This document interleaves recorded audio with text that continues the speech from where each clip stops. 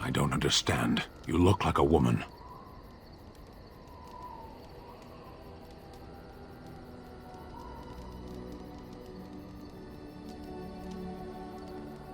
Flirting. I don't know this word. Speak the common tongue. You are a Grey Warden, so it follows that you can't be a woman.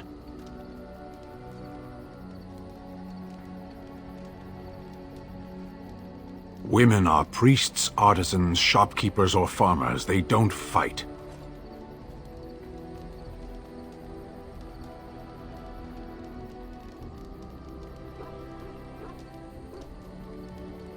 Why would women ever wish to be men? That makes no sense.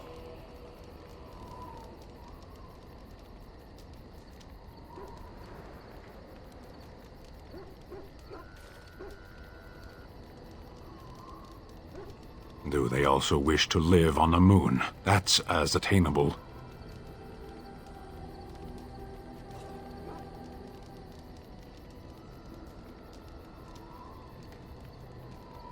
One of those things can't be true.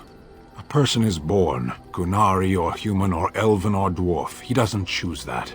The size of his hands, whether he is clever or foolish, the land he comes from, the color of his hair, these are beyond his control. We do not choose, we simply are.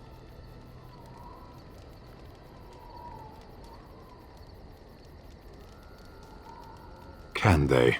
We'll see.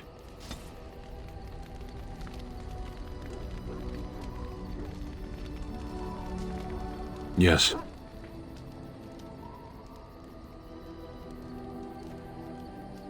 Sitting, as you observed.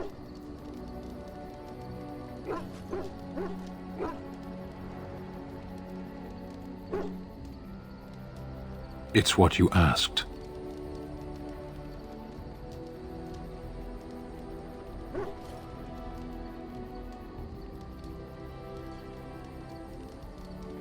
I did. Parshera.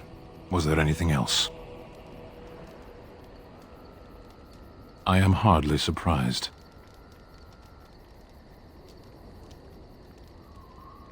To answer a question.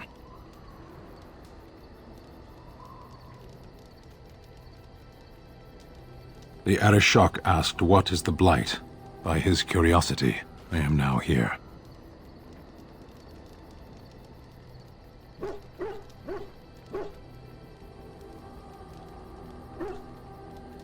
The one who commands the Antam, the body of the Qunari.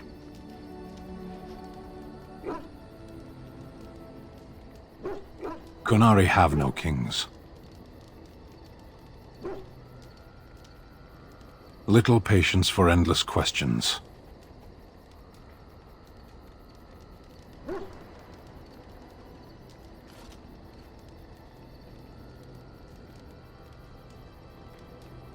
A portion of it.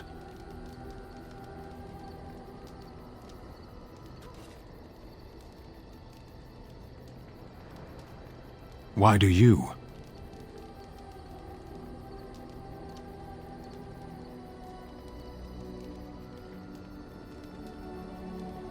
Do you think the Qunari live on some other world, then?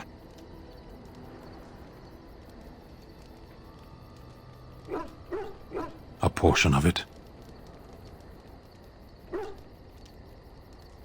Yes.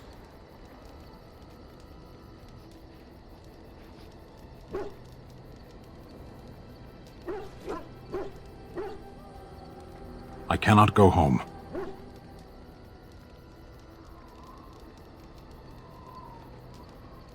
It doesn't matter now. Can we move on? We keep the Darkspawn waiting. As you wish.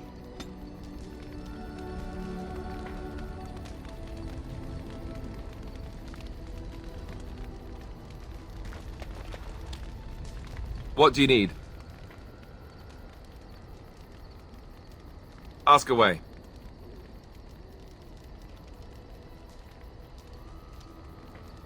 I suppose I could, but I really would rather not.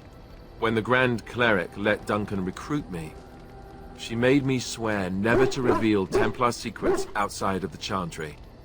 I'd rather not go back on my word.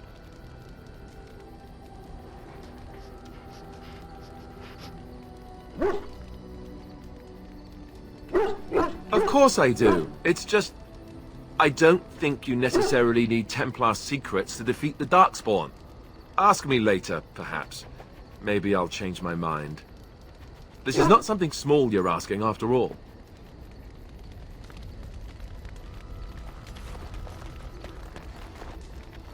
I once heard a really old legend about how the Hound warriors in the days of the old tribes would feed their Mabari the flesh of the vanquished.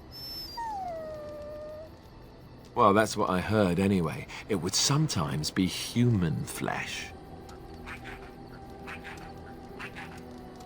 Oh, like you can tell the difference. For all you know, maybe you've already been fed something. Someone...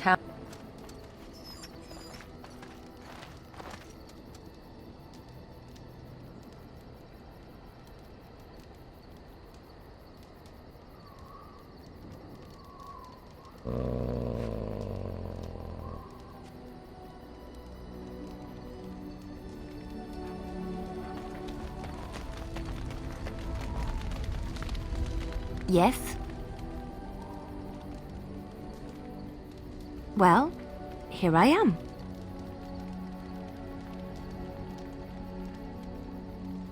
Quiet. It was a life suited for contemplation. In the cloister, away from the fuss and the flurry of the cities, I found peace. And in that stillness, I could hear the Maker. But it was not perfect. Some of my chantry fellows were condescending. That is the nature of religious folk, I suppose.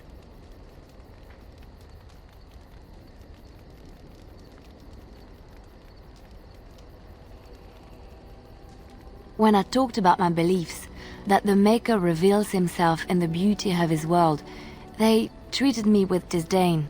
They want to believe that he's gone, so that when he turns his gaze on them, it means they are special, chosen.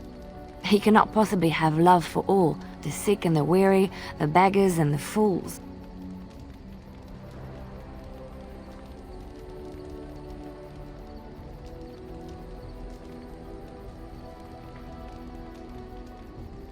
What can I say to them? What they believe is what the Chantry says, and the Chantry is infallible, yes? Maybe I am wrong. But it is the Maker's place to decide if I am worthy, not men, not the Chantry. But there is work to be done, and I have talked enough for now.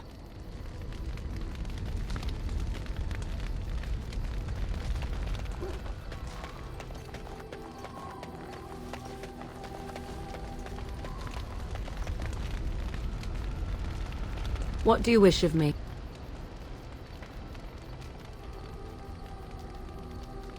If you must.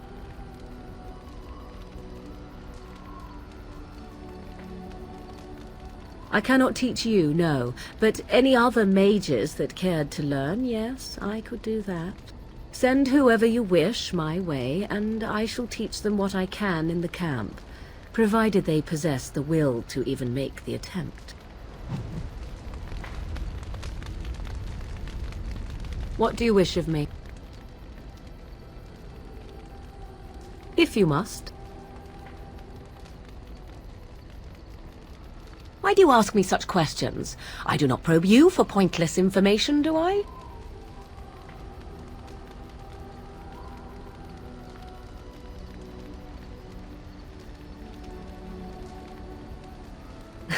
Oh, what luck. What is it you asked? If I grew up in the wilds? A curious question. Where else would you picture me? For many years it was simply Flemeth and I. The wilds and its creatures were more real to me than Flemeth's tales of the world of man. In time I grew curious. I left the wilds to explore what lay beyond, never for long. Brief forays into a civilized wilderness.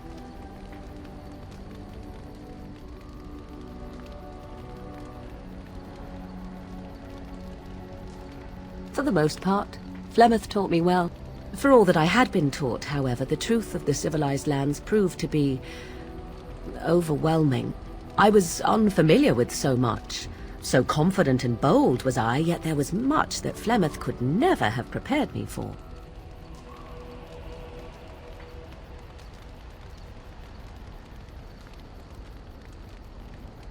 Was I hurt? What manner of simpering weakling do you take me for? Only once was I accused of being a witch of the wilds, and that by a chastened who happened to be traveling with a merchant caravan. He pointed and gasped and began shouting in his strange language, and most assumed he was casting some curse upon me. I acted the terrified girl, and naturally, he was arrested.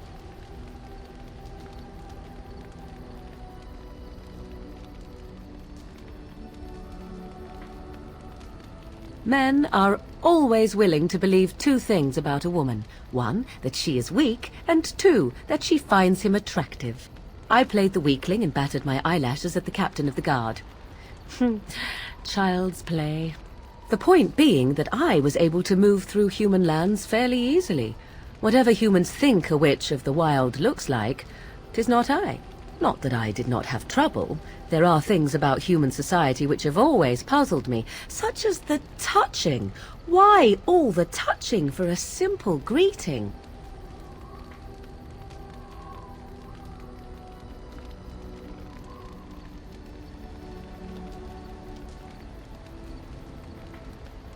To begin with, yes. What is the point of touching my hand? I find it an offensive intrusion. There were many nuances that Flemeth could never tell me of. When to look into another's eyes. How to eat at a table. How to bargain without offending. None of these things I knew. I still do not understand it all, truth be told, but then I gave up long ago any hope of doing so. When I returned to the wilds last, I swore to Flemeth that I had no intention of leaving again.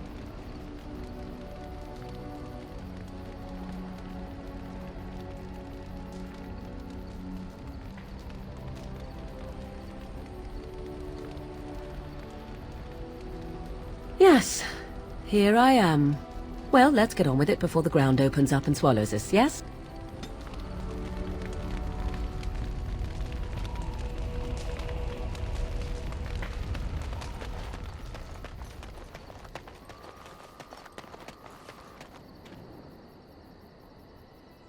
Are you sure I can't interest you in this hat?